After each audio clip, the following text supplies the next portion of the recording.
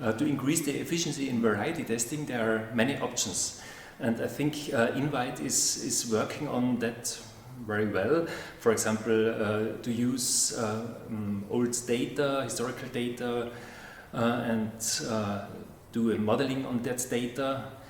Then to use phenotypical tools, new phenotypical tools like drones and RGB cameras, etc.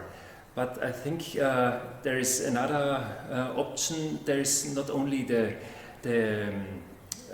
variety testing offices who should increase the efficiency. There are, for example, also the breeders. They have to test better in the specific countries and to bring only the best varieties to the variety offices.